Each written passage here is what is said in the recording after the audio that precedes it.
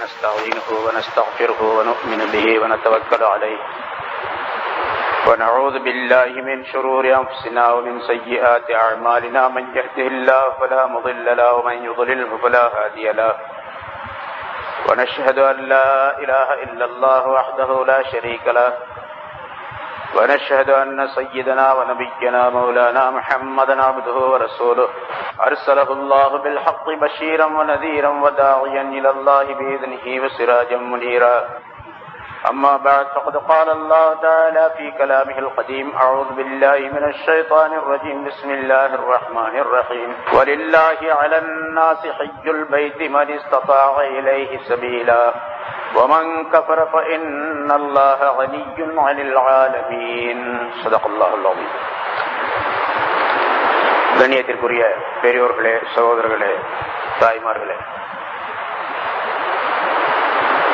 புனித ஹஜ் சம்பந்தமாக சில விளக்கங்கள், சட்டங்கள் சொல்லப்பட வேண்டும் என்பதற்காக வேண்டி ஒரு பெரிய ஏற்பாடு.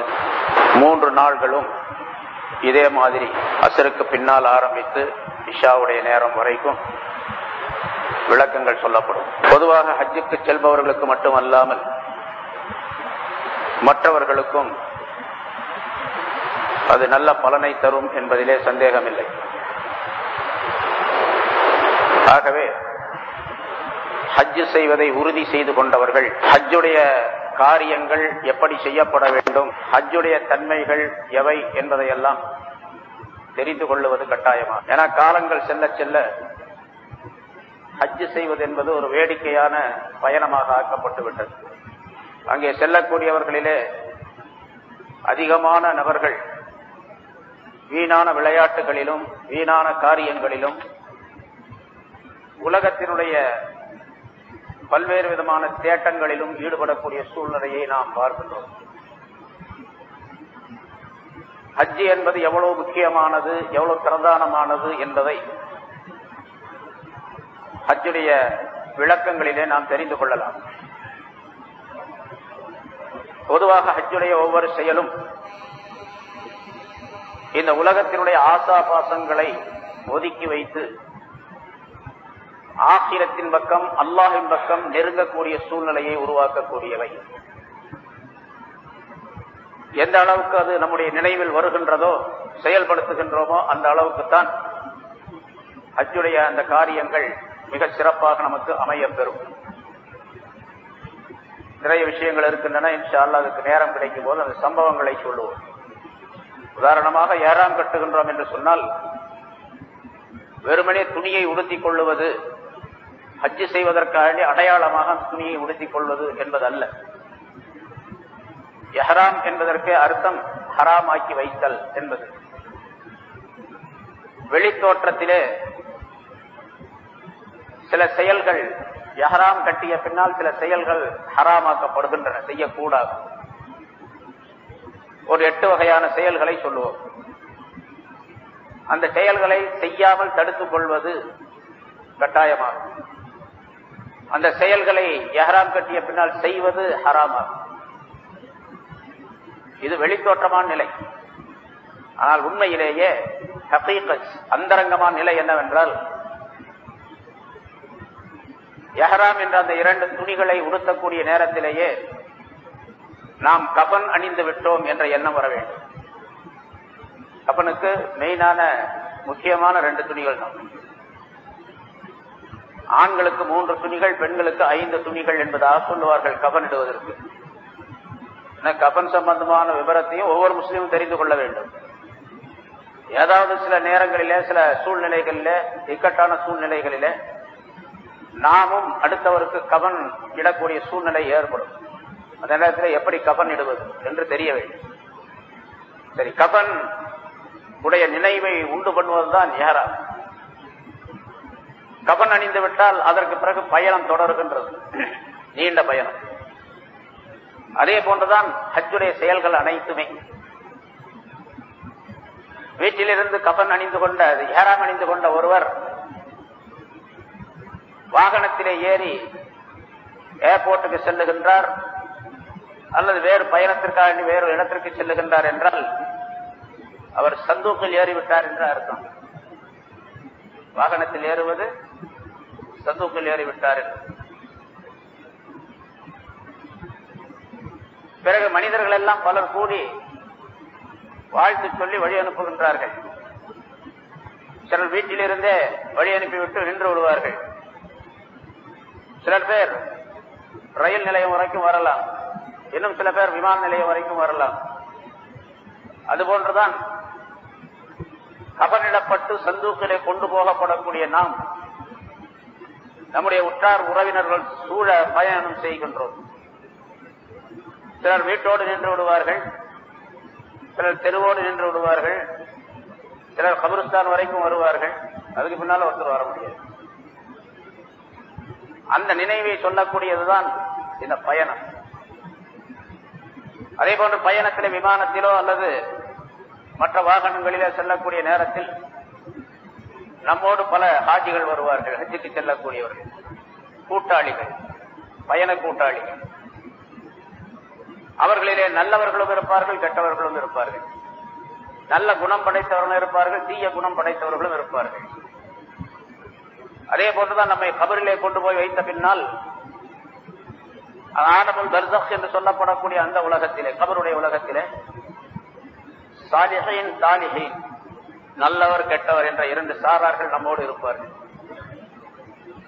நல்லவர்களுக்கெல்லாம் நல்ல நிலை ஏற்படுவதை பார்ப்போம், கெட்டவர்கள் எல்லாம் துன்பப்படக்கூடிய சூழ்நிலையை பார்ப்போம். அதே போன்று ஹஜ்ஜுக்கு போகக்கூடிய நேரத்திலே நல்லவர்களோடு நமக்கு சகவாசம் ஏற்பட்டால் ஹஜ்ஜுடைய அந்த மனாசிக்குகள், அதனுடைய காரியங்கள் எல்லாம் மிகச் சிறப்பாக செய்யக்கூடிய சூழ்நிலை ஏற்படும். கெட்டவர்களோடு சகவாசம் ஏற்பட்டால் ஹஜ்ஜுடைய செயல்கள் எல்லாம் கெட்டுவிடும். நம்ம பார்க்கிறோம், ரூம்ல ஒரு 5 பேர் இருந்தாங்க அப்படின்னா 5 பேரும் ஒரே மாதிரி நல்ல அமல் செய்ய வேண்டும் என்ற ஆர்வம் உள்ளவர்களாக இருந்தால் எல்லோருமே தஹஜ்ஜுடைய நேரத்துக்கு 3 மணிக்கு எந்திரிச்சு ஹரமுக்கு போயிடுவாங்க, தொழுவாங்க, தவாப் செய்வாங்க, குர்ஆன் ஓதுவாங்க, அப்புறம் வருவாங்க, அப்புறம் போவாங்க, அப்புறம் தவாப் செய்வாங்க. ஒரு நாளைக்கு பலவிதமான நல்ல அமல்களை செய்யக்கூடிய சூழ்நிலை ஏற்பட்டுவிடும். அறையிலே இருக்கக்கூடிய கூட்டாளிகளின் காரணமாக 5 பேர் இருக்கக்கூடிய ரூம்ல 3 பேர் கெட்டவர்களாக இருந்தார்கள், சோம்பேறிகளாக இருக்கின்றார்கள். பார்த்துக்கலாங்க, இப்பதாங்க வந்திருக்கிறாங்க, என்ன அவசரம் என்று சொல்லி அரபுக்கு போவதை, தஹஜ்ஜத் தொழுவதை எல்லாம் தடை செய்கின்றார்கள். அவர்களும் விடுகின்றார்கள், மற்றவர்களுக்கும் அதை சொல்லுகின்றார்கள். என்று சொன்னால் அவர்களின் காரணமாக இருக்கக்கூடிய மீதி 2 பேரும் கெட்டு போயிடுவார்கள். இந்த அனுபவத்திலே நாம் பார்க்கின்றோம். எப்படி கபருடைய வாழ்க்கை இருக்கின்றதோ அதே போன்ற ஹஜ்ஜுடைய அமைப்பு இருக்கின்றது. சரி, பயணம் செய்யக்கூடிய நேரத்திலே விமான நிலையத்திலோ மற்ற இடங்களிலோ சுங்க அதிகாரிகள், கஸ்டம்ஸ் அவர்கள் கேள்வி கேட்கின்றார்கள், அல்லது அதற்குரிய படிவங்களை பூர்த்தி செய்து நம்முடைய விவரங்களை எல்லாம் ஒப்படைக்க வேண்டும். அதுபோன்றால் கபருடைய வாழ்க்கை, அங்கே கேள்வி கணக்கு கேட்கப்படும். அங்கே அவர்கள் என்ன கொண்டு வந்தீர்கள் என்று கேட்பார்கள், அதற்கெல்லாம் பதில் சொல்லணும். இது கபருடைய வாழ்க்கையை ஒத்ததாக இருக்கின்றது. இது போன்ற பயணம் முழுவதுமே என்னென்ன செயல்களை செய்கின்றோமோ இந்த ஹஜ்ஜுடைய அமைப்புகளும் அதே மாதிரி இருக்கின்றது என்பதாக ஞானவான்கள் குறிப்பிடுகின்றார்கள். இன்னும் நிறைய விஷயங்கள் இருக்கின்றன. ஆனால் இப்ப எப்படி ஆகிவிட்டது சொன்னால், ஒரு எக்ஸ்கர்ஷன், உல்லாச பயணம் போகக்கூடிய அமைப்பிலே ஹஜ்ஜுடைய நிலை ஆகிவிட்டது.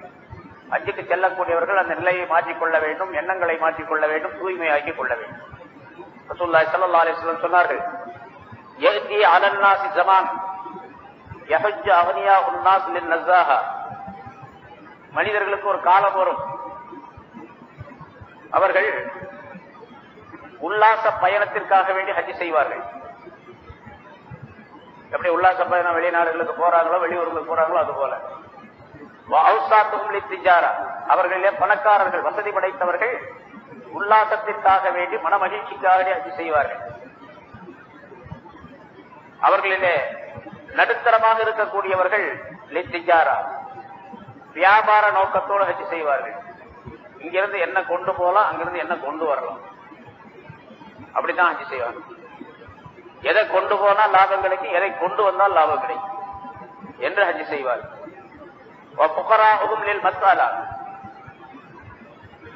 ஏழைகள் இருக்கின்றார்கள், அவர்கள் தங்களுக்கு கொஞ்சம் பொருளை தேடிக்கொள்ள வேண்டும் என்பதற்காக அடுத்தவரிடத்தில் யாசகம் கேட்பதற்காக ஹஜ் செய்வார்கள். இங்க போன காசு நிறைய கிடைக்கும். நம்ம நிறைய பாக்குறோம், ஆளுக்கு ஒரு ரியாலா கொடுத்தாங்களும் பல லட்சக்கணக்கான ரியால் சேர்ந்து அதை பாக்குற சாதாரண ஆளுக்கு கூட ஆசை வரும். ஏன்னா பொதுவா காசை பார்த்த உடனே காசு இருக்கிறவங்களுக்கு கூட ஆசை வரும்.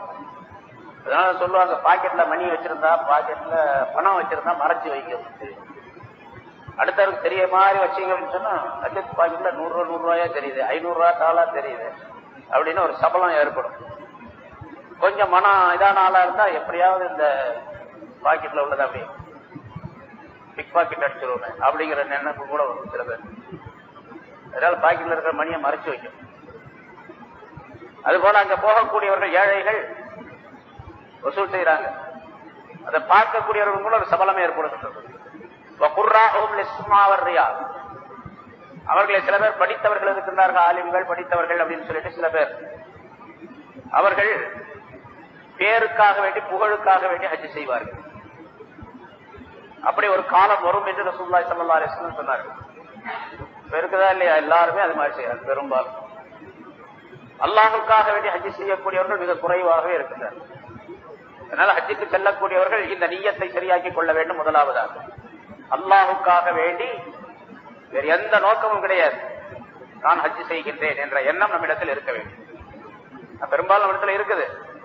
சில பேர் உலகத்துல பல லட்சக்கணக்கான மக்கள் வருவதன் காரணமாக இந்த மாதிரி உள்ள சூழ்நிலைகள் ஏற்படும். அதற்கெல்லாம் நாம் ஆளாகிவிடக் கூடாது என்பதற்காக வேண்டும். பிறகு ஹஜ்ஜுக்கு செல்லக்கூடியவர்கள் இங்கே சில விஷயங்களை கடைபிடிப்பது கட்டாயமாகும். முதலாவதாக எல்லாவற்றை விட மிக முக்கியம் என்னவென்று சொன்னால், ஹஜ்ஜுக்கு செல்லக்கூடியவர்கள் கொண்டு செல்லக்கூடிய பணம் அது ஹலாலாக இருக்க வேண்டும். முற்றிலுமாக ஹராமா இருந்தால்தான் கூடாது என்பதல்ல, ஹராம் கலந்திருந்தாலும் கூடாது. ரசூலுல்லாஹி ஸல்லல்லாஹு அலைஹி வஸல்லம் அவர்கள் சொன்னார்கள், சில மனிதர்கள் ஹராமாக பொருளை தேடி அதன் மூலமாக ஹஜ் செய்வதற்காக வேண்டி இஹ்ராம் அணிந்து லப்பைக் அல்லாஹும்ம லப்பைக் என்று தல்பியாவை சொல்லுவார்.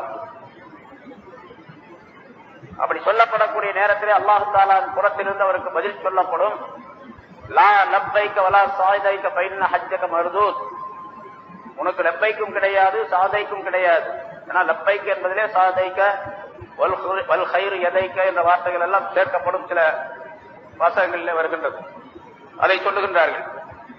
உனக்கு லப்பைக்கும் கிடையாது, சாதைக் என்பதும் வெற்றி பெறுவதும் கிடையாது, உன்னுடைய ஹஜ் மறுக்கப்பட்டது, ரத்து செய்யப்பட்டது என்பதாக அல்லாஹ்வின் புறத்திலிருந்து சொல்லப்படும் என்று ரசூலுல்லாஹி ஸல்லல்லாஹு அலைஹி வஸல்லம் குறிப்பிடுகின்றார்கள்.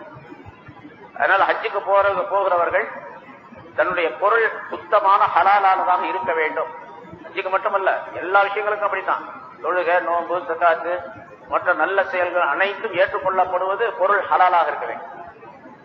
ஹராம் ஒரு சிறிதளவு கலந்திருந்தாலும் கூட அது ஏற்றுக்கொள்ளப்பட மாட்டாது. இது தெளிவான விஷயம். அல்லாஹ் தஆலா குர்ஆன்ல சொல்லுகின்றான், ரசூலுல்லாஹி ஸல்லல்லாஹு அலைஹி வஸல்லம் அவர்கள் ஹதீஸின் மூலமாக பல எச்சரிக்கைகளை செய்கின்றார்கள்.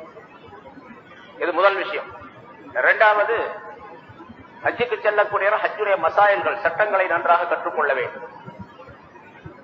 ஏன்னா சட்டங்கள் தெரியாமல் ஹஜ் செய்யக்கூடிய நேரத்தில் ஒருவர் சட்டம் தெரியாம தொழுகிறார்னு வச்சுங்க, தொழுகையில பருள என்னன்னு தெரியாது, தொழுகிறார். அந்த பரலான விஷயங்களிலே ஒன்றை விட்டு விட்டார். உதாரணமா, ஒரு தொழுகையிலே உள் பரலு வெளி பரலு, வெளி பரல் என்பது ஷர்த் என்பதாக சொல்லப்படும், உள் பரல் என்பது ருக்குன் என்பதாக சொல்லப்படும். மொத்தம் 13 இருக்குது. தொழுகிறவங்களை எத்தனை பேருக்கு தெரியும்? இந்த 13 பரல், 13 பரல் தெரியணும். அவர் பரலுன்னே தெரியல, விட்டுட்டாரு. பரலு தெரிஞ்சாவில் அது முக்கியத்துவம் கட்டாயமாக செய்யப்பட வேண்டும், இல்லாவிட்டால் தொழுகை கூடாது அப்படிங்கிற விஷயம் தெரியும். பரலே தெரியல அவருக்கு, தொழுதுட்டு போயிட்டே இருக்கிறாரு, தொழுகையே கூடாது. அதே மாதிரி வாஜிப், தொழுகையில வாஜிப் இருக்கின்றது. வாஜிபை விட்டு விட்டால் ஹனபி மذஹபின்படி, ஷாஃபி மذஹபின்படி சுன்னத்துல் அபால் என்பதாக சொல்லுவார்கள். ரெண்டு ஒரே கருத்து தான். அதை விட்டு விட்டால், விட்டது தெரிந்தால் சஜ்தா சஹ்வு செய்யணும். பரல விட்டுட்டா தொழுக கூடாது. வாஜிபை விட்டால், சுன்னத்துல் அபால்ல ஏதாவது ஒன்றை விட்டால் அவர் சஜ்தா சஹ்வு செய்யணும். இது சுன்னத்துல்லாஹ், இது வாஜிப் தெரிஞ்சாத்தானே சஜதா செய்வாரு. அதே தெரியலன்னா எப்படி சஜதா செய்வார்? அப்ப அப்படியே தொழுதுகிட்டே போயிட்டே இருப்பாரு. நிறைய பேர் பார்க்கற அவசர அவசரமா ஓடியாருவாங்க. இமாம் ருக்குல இருப்பாரு, அப்படியே வருவார், அல்லாஹ் அக்பர் அப்படியே குளிச்சுடுவார், தக்பீர்லாம் கட்ட மாட்டார். தொழுகையே கூடாது, ஆனா சலாம் கொடுத்துட்டு போயிடுவார். இமாம் வர நாங்க சேர்ந்துட்டோம் அப்படின்னு சொல்லிடுவார். முதல் தக்பீர் வரலாச்ச, தக்பீரே கட்டல, வரல செய்யல, வரல போச்சு, தொழுகையும் போச்சு, ஆனா இவர் தொழுதட்டதாக நினைச்சுக்கிட்டு போயிட்டே இருக்கிறார். நிறைய பேரை பாக்குறோம். அவங்கள்ட்ட போய் தனித்தனியா ஒரு ஆள் சொல்லிட்டு இருக்க முடியுமா? நம்ம சொல்லும் போது கேட்கணும், கேட்டாதான் தெரியும். இல்லாட்டி அவங்களா படிக்கணும், இது என்ன சட்டம் அப்படின்னு கேட்கணும். சரி, பரல், அதாவது ஹஜ்ஜுடைய மசாயில், ஹஜ்ஜுடைய மசாயில்களை தெரிய வேண்டும். ஹஜ் எப்படிப்பட்டது என்ற மசாயில்கள், சிறப்புகளை நாம் படிக்கின்றோம், கேட்கின்றோம். ஒரு ஹஜ் செஞ்சா எவ்வளவு நன்மை, ஒரு தவாப் செஞ்சா எவ்வளவு நன்மை, சகை செஞ்சா எவ்வளவு நன்மை, மக்காவுக்கு போனா எவ்வளவு நன்மை, அங்கே தொழும் பொழுது ஒரு தொழுகைக்கு 1,00,000 நன்மை அப்படின்லாம் சொல்றோம். அந்த நன்மை எப்ப கிடைக்கும்? அந்த பசாயில் சிறப்பு எப்ப கிடைக்கும்? மசாயில் சரியா இருந்தா தான் பசாயில் கிடைக்கும். நான் முதல்ல சொன்னபடி பரல விட்டுட்டே தொழுதுகிட்டு இருக்கிறாரு, 1,00,000 கிடைக்குமா? அங்க போய் பரல விட்டுட்டாருங்க, தொழுகையுடைய பரல்கள்லாம் ஒண்ணு விட்டுட்டாரு, வாஜிப்ல ஒண்ணு விட்டுட்டாரு, தொழுகை பசாதான ஆகக்கூடிய காரியங்களை செய்யறாரு. ஆனா கரெக்டா இமாம் ஜமாத்தோடு தொழுதுறாரு. இதெல்லாம் விட்டு போட்டு இமாம் ஜமாத்தோடு தொழுது என்ன பண்றது? ஒண்ணுமே கிடைக்காது. அப்ப மசாயிலுல் ஹஜ், ஹஜ்ஜுடைய மசாயில்களை தெரியும். ரெண்டு விஷயம் ஞாபகம் வச்சுக்கணும். முதல்ல சொன்னது ஹலாலான பொருளா இருக்கணும். ரெண்டாவது ஹஜ்ஜுடைய மசாயில்கள், சட்டங்களை தெரியும். மூன்றாவது பயணத்தினுடைய ஒழுக்கங்கள், ஆதாபு சஃபர், பயணத்துடைய ஒழுக்கங்களை தெரிய வேண்டும். எப்படி பயணம் செய்வது? ஏன்னா பிரயாணம் அப்படிங்கிறது நம்ம இஷ்டத்துக்கு செய்யறது அல்ல, அதுக்கு ஷரியத்து சட்டங்களை சொல்லுகின்றது. ரசூலுல்லாஹி ஸல்லல்லாஹு அலைஹி வஸல்லம் வழிகாட்டி இருக்கின்றார்கள். வீட்டில இருந்து எப்படி புறப்படுவது, என்ன செய்வது, என்ன துஆ செய்வது, என்ன எண்ணம் மேற்கொள்ளுவது என்றெல்லாம் சொல்லி தருகின்றார்கள். துஆ ஓதுறோமா இல்லையா? அந்த துஆவில் ஒரு அருமையான, பல அருமையான கருத்துக்களை ரசூலுல்லாஹி ஸல்லல்லாஹு அலைஹி வஸல்லம் சொல்லுகின்றார்கள். அல்லாஹும்ம இன்னி அஸ்அலுக, அல்லாஹும்ம இன்னா நஸ்அலுக ஃபீ ஸஃபரினா ஹாதா அல் பிர்ர வத் தக்வா என்று சொல்ல சொல்லுகின்றார்கள். யா அல்லாஹ், எங்களுடைய இந்த பிரயாணத்திலே, இந்த பிரயாணத்திலே, ஹஜ்ஜுடைய பிரயாணத்தில் மட்டுமல்ல, எல்லா பிரயாணத்திலும், இங்கிருந்து 48 மைலுக்கு அப்பால் போனா அதுக்கு பேர் பிரயாணம், பேர் சஃபர்னு பேர். அந்த பிரயாணத்திலே மக்காவுக்கு போகும்போது புனிதமான பிரயாணம் இல்லையா? அந்த புனிதமான பயணத்திலே எங்களுக்கு உன்னிடத்தில் நாங்கள் பிர்ரையும் தக்வாவையும் வேண்டுகின்றோம் என்று கேட்க சொல்லுகின்றார்கள். சும்மா போய் வேடிக்கையை பார்த்துட்டு வந்துடுறதல்ல, விளையாட்டாக ஹஜ் செஞ்சுட்டு வந்துடுறதில்ல, தவாப் செஞ்சுட்டு வந்துடுறதில்ல. அதுல பிர்ரு தக்வா ரெண்டும் வேண்டும். பிர் என்று சொன்னால் ஜாமிஉல் கைராத்தி வல் ஹஸனாத் என்று அர்த்தம். எல்லா நன்மைகளையும் ஒட்டுமொத்தமாக சேர்த்து கொண்ட ஒரு வார்த்தைக்கு பேர் பிர் என்று சொல்லப்படும். பின்னால சொல்றது. அப்படிப்பட்ட அற்புதமான ஒரு பயணமாக இதை எங்களுக்கு நீ ஆக்கி தருவாயாக. உன்னிடத்தில் நாங்கள் அதை வேண்டுகின்றோம், தக்வாவை வேண்டுகின்றோம். நாங்கள் போகக்கூடிய இந்த பயணத்திலே உன்னுடைய பக்தி எங்களிடத்தில் இருக்க வேண்டும். தக்வா என்பது கல்வை சேர்ந்த, உள்ளத்தை சேர்ந்தது. உள்ளத்திலே உன்னுடைய பயம் நிரம்பிய பயணமாக இந்த பயணத்தை நீ ஆக்கி வைப்பாயாக என்று கேட்டுக்கொள்ளக்கூடிய அருமையான துஆவை ரசூலுல்லாஹி ஸல்லல்லாஹு அலைஹி வஸல்லம் சொல்லி தந்தார். அதனால ஆதாபு சஃபர், பிரயாணத்துடைய ஒழுக்கங்களை தெரிய வேண்டும், கேட்டு தெரிந்து கொள்ள வேண்டும். நான்காவதாக, ஹஜ் பயணம் செய்யக்கூடியவர் தன்னிடத்தில் ஏதாவது அமானிதம் இருந்தால் அந்த அமானிதத்தை ஒப்படைத்து விட வேண்டும். யாராவது காசு பணம் கொடுத்து வச்சிருக்கிறாங்க, அதாவது ஏதாவது அமானிதம், காசு பணம் மட்டுமல்ல, ஒருவருக்கு செய்ய வேண்டிய பொறுப்பு, கடமைகள் இருக்கு. அந்த கடமையும் அமானிதம் தான். என்னென்ன சில பேருக்கு நாம் செய்ய வேண்டிய, தினந்தோறுமோ வாரத்திற்கு ஒரு முறையோ ஏதாவது ஒரு நாளிலோ சில கடமைகளை அவருக்கு செய்து கொண்டு இருக்கின்றோம், சில வேலைகளை செய்து கொண்டு இருக்கின்றோம், சில நன்மையான காரியங்களை செய்து கொண்டு இருக்கின்றோம். அதெல்லாம் அமானிதம். இந்த அமானிதத்தை நிறைவேற்ற வேண்டும். குறிப்பாக நம்மிடத்தில் கொடுத்து வைக்கப்பட்டிருக்கக்கூடிய பொருள்கள், அந்த அமானிதத்தை நிறைவேற்ற வேண்டும். அமானிதம் என்பதற்கு நீண்ட விளக்கங்கள் இருக்கின்றன, சுருக்கமாக இதை விளங்க வேண்டும். அமானிதத்தை நிறைவேற்றுவது. அதே மாதிரி கடன் வாங்கியிருந்தால் கடனை நிறைவேற்றுவது. கடன் வச்சுக்கிட்டு ஹஜ்ஜுக்கு போகக்கூடாது. சில பேர் வந்து கேட்கிறாங்க, பல பேர் கேட்டிருக்கிறாங்க, என்ன எனக்கு கடன் கொடுக்கணும், அவரு நான் ஹஜ்ஜுக்கு போறேன்னு சொல்றாரு, என்னுடைய பணத்தை கேட்டா உங்க பணம் பத்திரமா இருக்குதுங்க, நான் ஹஜ்ஜுக்கு போயிட்டு வந்து தர்றேன்னு சொல்றாரு, இது சரியா அப்படின்னு சொல்லி நம்மள்ட்ட கேட்கிறாரு. கடன் வாங்கினவர் கேட்கறது இல்ல, கடன் கொடுத்தவர் கேட்கிறாரு. ஏன்னா இவர் காசு வரணும், அதனால வாங்கினவர்லாம் கேட்கறது இல்லை, அவர் பாட்டு போயிடுறாரு. கடன் வாங்கி இருந்தால் கடனை நிறைவேற்றி. பொதுவாக ஹஜ்ஜு கடமையாவது எப்போ? ஒரு இடத்தில் பொருள் இருக்கின்றது, உதாரணமா 1 லட்சம் ரூபாய் செலவாகும் என்று இருந்தால் 1 லட்சம் ரூபாய் பணம் இருக்கு அவர்கிட்ட, உடனே ஹஜ்ஜுக்கு போயிடுறதுன்னு அர்த்தம் அல்ல. அவர் கடன் கொடுக்க வேண்டியது இருக்கின்றது என்று சொன்னால் அந்த 1 லட்சம் ரூபாய் இருந்து முதலாவதாக கடனை நிறைவேற்ற வேண்டும். கடன் கொடுத்த பின்னால் தன்னுடைய குடும்பத்திற்கு தேவையான செலவுக்குரிய பொருள்களை அதிலிருந்து எடுத்த பின்னால் யார் யாருக்கு இவர் நபகா இவர் செலவுக்கு கொடுப்பது கடமையாக இருக்கின்றதோ அவர்களுக்கும் கொடுத்த பின்னால் மீதி 1 லட்சம் ரூபாய் இருந்தா தான் போகணும். கடன், குடும்ப செலவு, கொடுக்க வேண்டியவருக்குரிய பொருள்கள் இவற்றையெல்லாம் நீக்கிவிட்டால் 80 ரூபாய் தான் இருக்குது. 20 ரூபாய் செலவுல போயிடுதுன்னு வச்சுக்கோங்க. கடன் இல்ல அதுல எல்லாம் போயிடுது. இப்ப 80 ரூபாய் கொண்டு போய் ஹஜ்ஜுக்கு போக முடியாது என்றால் போக வேண்டிய கடமையில இருக்கு. ஆஹா 80 ரூபாய் இருக்குது, எப்படியாவது இன்னொரு 20 ரூபாய் இருந்தா போயிடலாம். கடன் எல்லாம் கொடுத்துட்டாருன்னு வச்சுக்க. இன்னொருத்த போய் புதுசா 20 ரூபாய் 20,000 ரூபாய் கடன் வாங்குறாரு.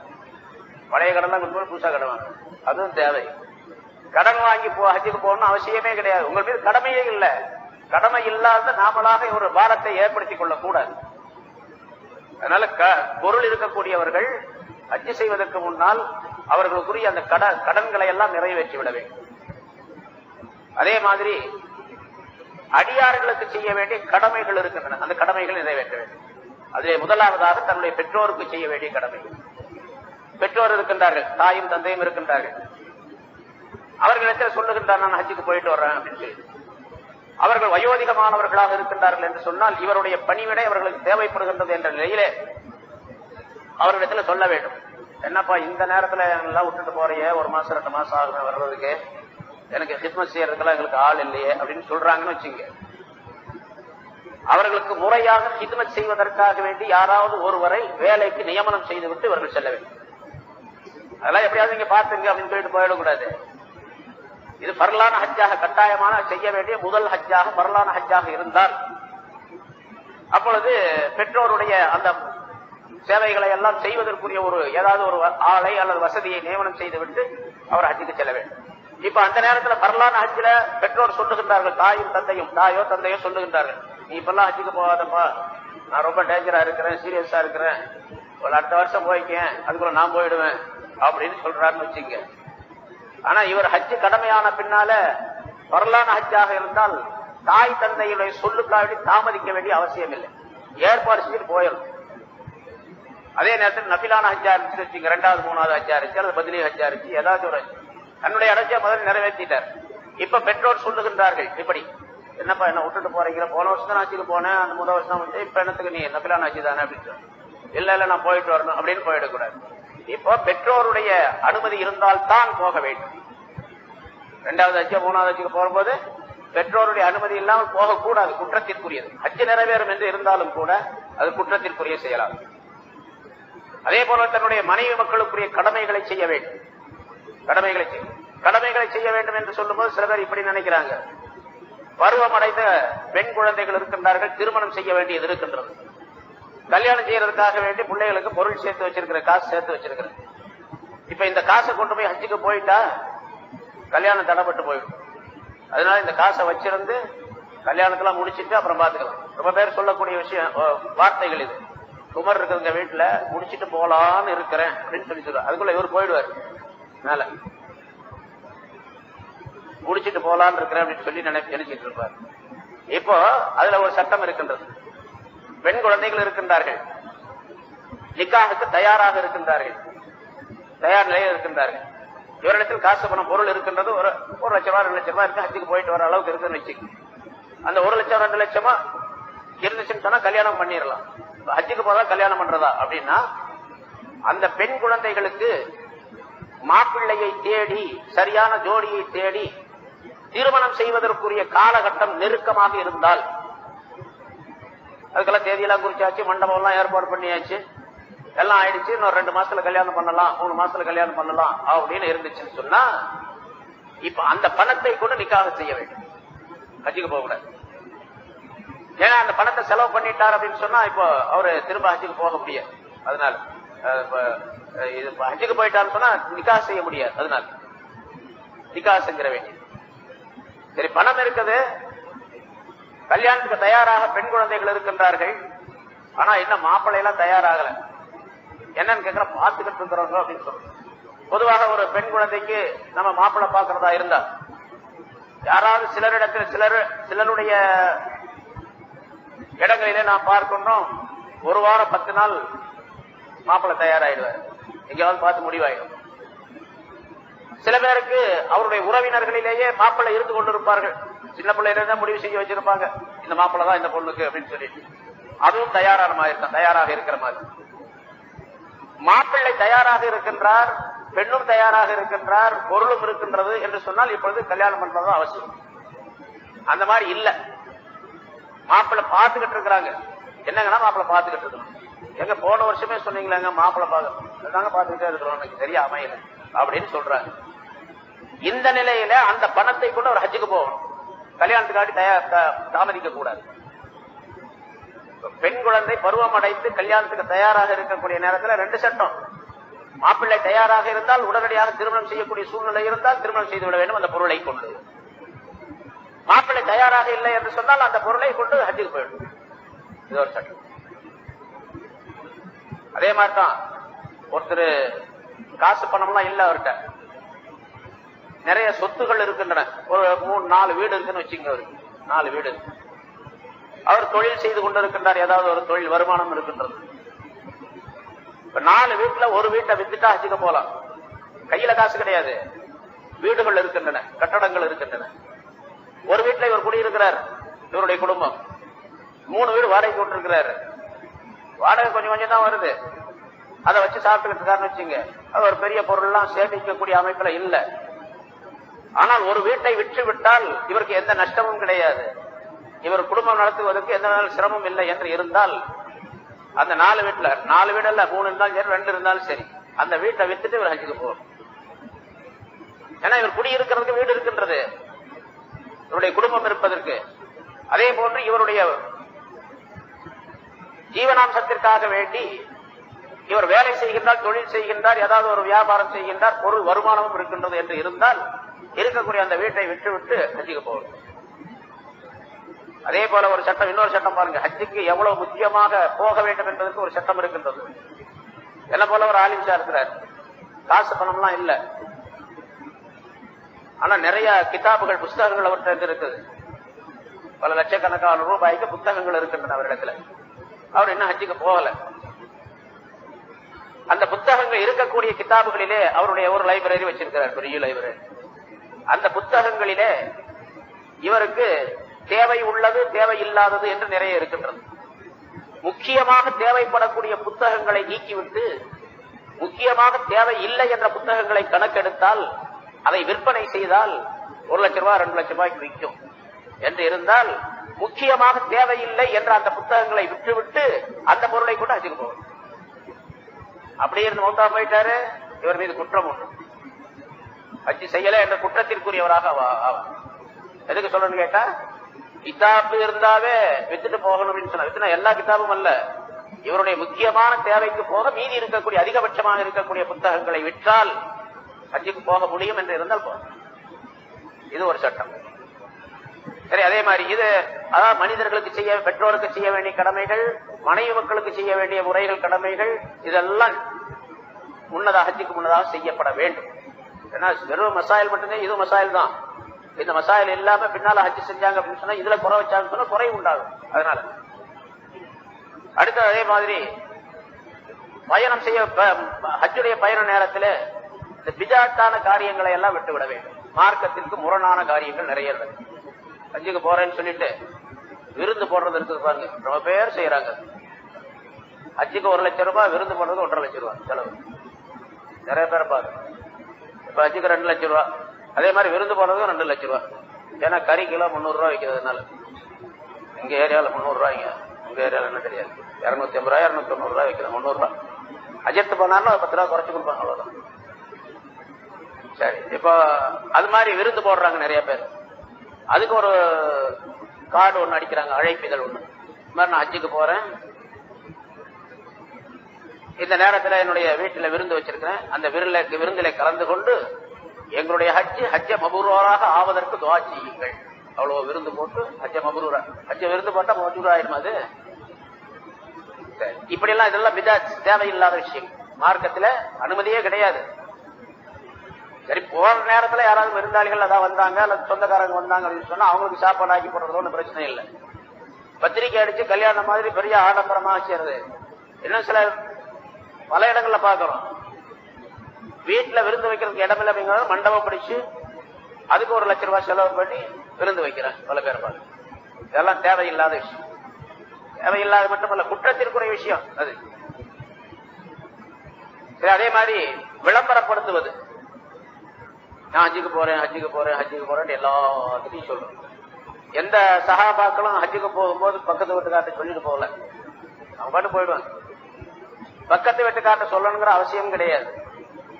பக்கத்து வீட்டுக்கார்ட்ட சொல்றதா இருந்தா 2 காரணங்கள் இருக்குல்ல, அந்த 2 காரணங்களை ஏதாவது ஒன்றுக்காடி சொல்லலாம். ஒன்னு, நான் போறேன், என்னுடைய வீட்டுல என்னுடைய மனைவி மக்கள் இருக்கிறாங்க, அவர்களுடைய பாதுகாப்புக்காக வேண்டி பக்கத்து வீட்டுக்காரரிடத்துல நான் ஹஜ்ஜுக்கு போயிட்டு வர்றேங்க, கொஞ்சம் நம்ம வீட்டை கொஞ்சம் கவனிச்சுங்க. நல்லா கவனிக்கிறா இருந்தாரு. கவனிக்கிறது 2 இருக்குது. வேற மாதிரி கவனிச்சுட்டாருன்னா அது ரொம்ப போயிடும்.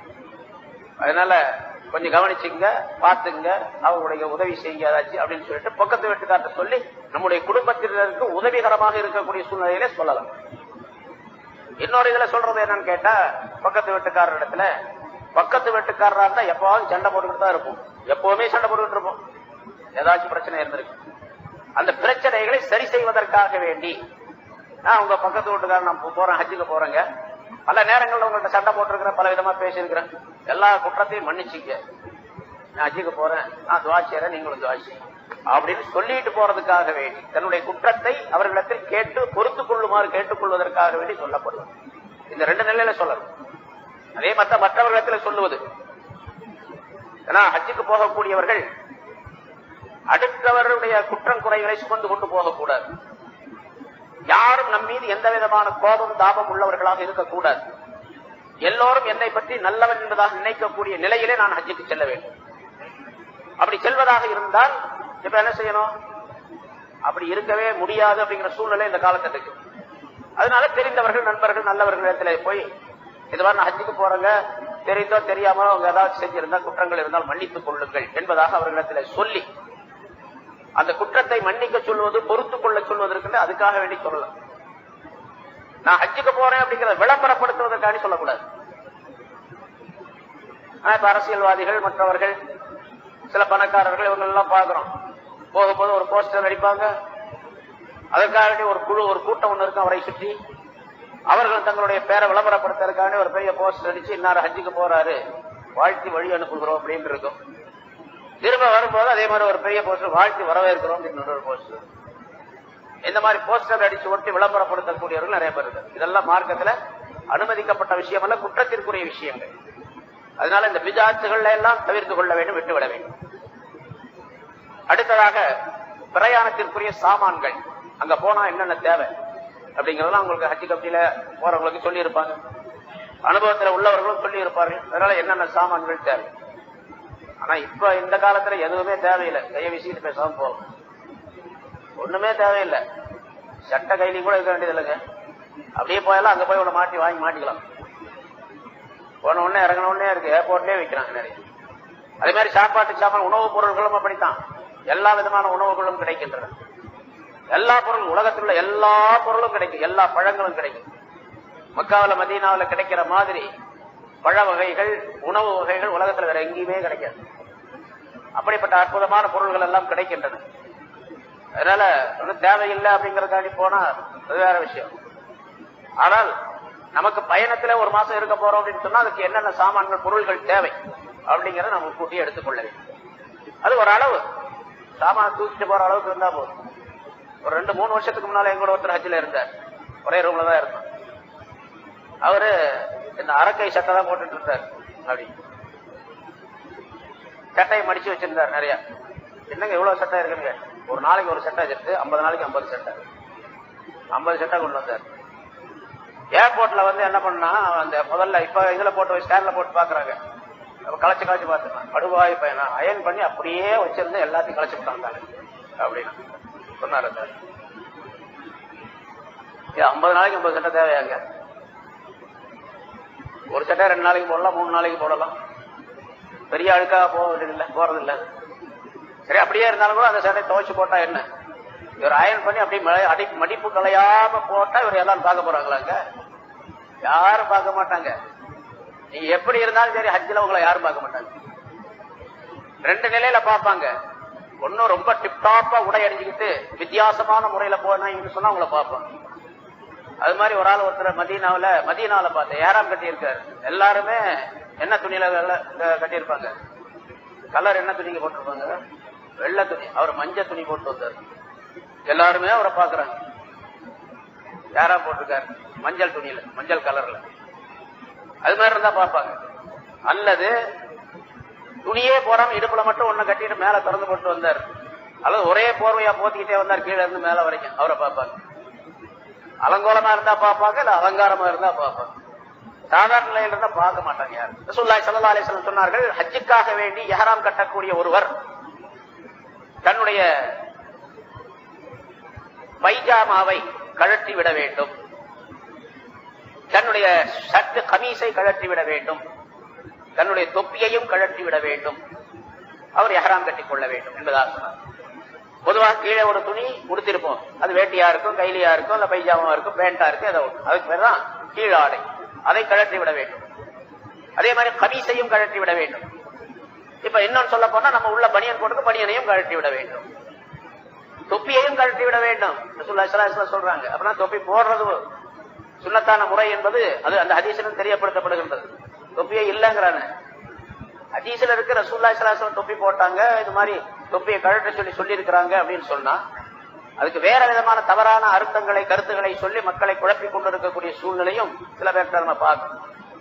தொப்பி போறது, தொப்பியை கழட்டிடும். பிறகு இந்த இரண்டு துணிகளை, தையல் இல்லாத இரண்டு துணிகளை உடுத்திக் கொள்ள வேண்டும் என்பதாக அதுக்கு பேர் இஹ்ராம். இது ஆண்களுக்கு. பெண்களாக இருந்தால் இந்த மாதிரி உடுத்த முடியாது இல்லையா? அவங்க எந்த துணியை உடுத்தி இருக்கிறாங்களோ அதுதான் இஹ்ராம். அங்க அந்த துணிக்கு பின்னால அவர்கள் முதல்ல குளிக்க வேண்டியது, தொழ வேண்டியது, அதற்கு பின்னால் தொழ வேண்டியது, தொழுது பின்னால் நியத்து செய்ய வேண்டியது, தல்பியா இதெல்லாம் சொல்லிட்டாங்கன்னா அவன் இஹ்ராம்குள்ள வந்துடுறாங்க. அதே துணி தான் உடுத்திருப்பாங்க. புடவைனா புடவை உடுத்திருப்பாங்க, பைஜாமா குர்தா சட்டை அது போட்டிருப்பாங்க. அல்லது இந்த மாதிரி தஞ்சாவூர் ஜில்லாவில் சில பேர் கைலி சட்டை போட்டிருப்பாங்க, துண்டு போட்டிருப்பாங்க. அதுன்னா அது எதை உடுத்தி இருக்கிறாங்களோ அது. பெண்கள் எந்த துணியை உடுத்தி கொண்டிருக்கின்றார்களோ அந்த துணி தான் அவர்களுக்கு இஹ்ராமுடைய துணி. இஹ்ராம் அணிவதற்கு முன்னதாக சில சுன்னத்தான முறைகள் இருக்கின்றன. குளித்துக் கொள்ள வேண்டும், நன்றாக அழுக்க தேய்த்து, சோப்பு போட்டு அழுக்க தேய்த்து நன்றாக குளித்துக் கொள்ள வேண்டும், அதுவும் சுன்னத்து. அதே போன்று முடி, நகங்கள் ஆகியவற்றை எல்லாம் அகற்ற வேண்டும். கை கால்கள் இருக்கக்கூடிய நகங்களை அகற்றிக் கொள்ள வேண்டும். முடிகளை எல்லாம், தாடி வச்சிருக்காரு, தாடியை ஒதுக்கிக் கொள்ள வேண்டும். அதனால் சிறைக்கிறவர் சிறைத்துக் கொள்ளலாம் அப்படிங்கிற அர்த்தம் அல்ல. சிறைக்கிறது ஹராம் எல்லா நேரத்திலையும். தாடியை சிறைக்கிறது எல்லா நேரங்களிலும் ஹராம் ஆச்சு. நிறைய சொல்லியிருக்கிறது. தாடி சிறைக்கக்கூடிய ஒருவர், தாடி வைக்கிறது சுன்னத்து தான், ஆனா வலிமையான சுன்னத், கடுமையான சுன்னத். அதனால தாடியை சிறைக்கிறது ஹராம். தாடியை சிறைக்கக்கூடிய ஒருவர் தொழுகையாளியாக இருக்கின்றார், 5 நேரம் தொழுகிறார் அப்படின்னு சொன்னா ஹராமையும் செய்கின்றார், பரலையும் செய்கின்றார், ஹராமுடன் தொழுகிறார் அப்படின்னு அர்த்தம். நல்ல பக்தியா தொழுகிறாருங்க ஒருத்தர், அவர் தாடியை சிறைக்கிறார் அப்படின்னு சொன்னா என்ன அர்த்தம்? அல்லாஹ் கிண்டல் பண்றாருன்னு அர்த்தம். அல்லாஹ்வுடைய சட்டங்கள், ரசூலுடைய சட்டங்களை பரிகாசம் பண்றாரு அப்படின்னு அர்த்தம். ஏன்னா தாடி வைக்கிறது அல்லாஹ் சொன்னா, ரசூல் சொன்னாரு, குர்ஆனின் மூலமாகவும் இஷாராவாக சொல்லப்பட்டு இருக்கின்றது. ரசூலுல்லாஹி ஸல்லல்லாஹு அலைஹி வஸல்லம் தெளிவாக சொல்லுகின்றார்கள். அதனால தாடி வைக்கிறது வலிமையான கடுமையான சுன்னத்து. அதனால அதை சிறைக்கிறது ஹராம் என்று சொல்லப்பட்டு இருக்கிறது. சரி, தாடி ஒதுக்கிக் கொள்ள வேண்டும், முடிகளை கலைந்து கொள்ள வேண்டும். எதை சரி பண்ணணுமோ அது சரி பண்ணிக்க வேண்டும். பிறகு இஹ்ராம் துணி இருக்கின்றது, அதிலே வாசனை திரவியங்களை பூசிக்கொள்ள வேண்டும். அது ஒரு சுன்னத், அத்தர் வரும். ஏன்னா இஹ்ராம் கட்டின பின்னால இதெல்லாம் செய்ய முடியாது. அதனால வாசனை திரவியங்களை பூசிக்கொள்ள வேண்டும், இஹ்ராம் அணிந்து கொள்ள வேண்டும். இப்ப இஹ்ராம் அந்த துணியை உடுத்தினா, துணியை கட்டிய உடனே இவர் இஹ்ராம் உடையவராக ஆகிவிட்டார் அப்படின்னு சொல்லப்பட மாட்டார். துணியை கட்டினதுனால இஹ்ராம் உடையவர் அப்படிங்கிற அர்த்தம் அல்ல. துணியை உடுத்திய பின்னால் எப்பொழுது ஹஜ்ஜுடைய நியத்து செய்து தல்பியா சொல்லி நியத்து செய்கின்றாரோ அப்பொழுதுதான் இஹ்ராமுக்குள்ளே வருகிறார் அப்படின்னு அர்த்தம். துணி உடுத்துவது இன்ஷா அல்லாஹ் நாளைக்கு வேணா கடைசி நாள்ல வந்து ஆண்கள் எஹ்ராம் அணியக்கூடிய அந்த துணி எப்படி கட்ட வேண்டும் அப்படிங்கிறது எல்லாத்துக்கும் தெரியும். எப்படி கட்டுறதுன்னு, வேட்டி கட்டுறது எங்களுக்கு தெரியாதா அப்படின்னு கேட்கக்கூடாது. அது அவிழ்ந்து விடாமல் இருக்கக்கூடிய முறையில கட்டுவது எப்படி அப்படிங்கிறது சில முறைகள் இருக்கின்றன. அது மாதிரி இன்ஷா அல்லாஹ் கடைசி நாள் நாளை மறுநாள் இன்ஷா அல்லாஹ் செய்து காட்டும். சரி, எஹ்ராம் கட்டிக்கொள்ள வேண்டும். எஹ்ராம் அணிந்த பின்னாலே இப்ப நம்ம பொதுவாக இங்கிருந்து சென்னையிலிருந்து புறப்படக்கூடியவர்கள் வச்சிருக்கு, விமான நிலையத்துக்கு போய் அங்க செய்ய வேண்டிய காரியங்கள்லாம் செஞ்சு பிறகு விமானத்திற்குள்ளே நாம் ஏறி பயணப்படக்கூடிய நேரம் வரைக்கும் பாத்தீங்கன்னு சொன்னா கிட்டத்தட்ட ஒரு 4 மணி நேரம் 5 மணி நேரம் இருக்கும். இங்கிருந்து புறப்படணும் ஒரு 5-6 மணி நேரம் கூட இருக்கும். ஆனா ஒரு 6 மணி நேரம் 8 மணி நேரத்துக்கு முன்னாலேயே நம்ம இங்க குளிச்சுட்டு எஹ்ராம் கட்டிக்கிறோம், துணியை உடுத்திக்கிறோம். இங்க சொல்லப்படக்கூடிய விஷயம் என்னன்னு கேட்டா, இது எல்லா நேரத்திலும் நிகழக்கூடியது அல்ல. இருந்தாலும் ஒரு பாதுகாப்புக்காக வேண்டி அங்க போன பிறகும் கூட சில நேரங்களிலே விமானம் புறப்படுவதற்கு தாமதமாக ஆகலாம். அல்லது விமானத்தில் நீங்க ஏறி உட்கார்ந்த பின்னாலும் கூட இப்பொழுது விமானம் புறப்படாது, சில கோளாறுகளின் காரணமாக இன்னொரு 4-5 மணி நேரம் கழிச்சு புறப்படும் அப்படின்னு சொல்லுவாங்க. நிறைய நடக்குது பார்த்து. அன்னைக்கு கூட ஏறி உட்கார்ந்தாங்க, எல்லாரும் இங்க ஸ்ட்ரைக் பண்ணாங்க, விமானத்துல ஏறினவங்களாம் இறங்கிட்டாங்க. ஒரு 5-6 நாளா போய் இப்ப இன்னைக்கு தான் சரியாயிடுது அப்படிங்கறத நம்ம பேப்பர்ல பார்க்கணும். இது மாதிரி சூழ்நிலைகளும் ஏற்படலாம். அதனால விமானத்துல ஏறி விமானம் பறக்கக்கூடிய நேரத்தில் நீங்கள் நியத்து செய்து கொள்ளுங்கள் அப்படின்னு அனுபவசாலிகள் சட்டம்லாம் கிடையாது, இது அனுபவப்பட்டவர்கள் சொல்லுகின்றார்கள். அந்த மாதிரி நியத்து செய்யக்கூடிய நேரம் வரைக்கும், அதாவது பறக்கக்கூடிய நேரம் வரைக்கும் காத்திருக்கக்கூடிய நிலை இருந்தால் இங்க துணி உடுத்திக் கொள்ள வேண்டியது அவ்வளவுதான். நீங்க விமானத்துல ஏறி விமானம் பறந்த பின்னால நியத்து செய்து கொள்ளணும். ஆனா அந்த எஹ்ராம் கட்டிய கல்வியா சொல்றது வாஜிபு. வாஜிபை விட்டு விட்டால் தபு கொடுப்பது வாஜிப். அதை நினைவு வைத்துக் கொள்ள வேண்டும். 3 தடவை சொல்றது சுன்னத்து. 3 தடவை பெரும்பாலும் சொல்லணும். சுன்னத்தை விட்டுடக்கூடாது. எந்த நேரத்தில் சுன்னத்தான காரியத்தை விடவே கூடாது. லப்பைக் அல்லாஹும்ம லப்பைக் லப்பைக் லா ஷரீக லக லப்பைக் இன்னல் ஹம்த வன் நிஅமத லக் வல் முல்க் லா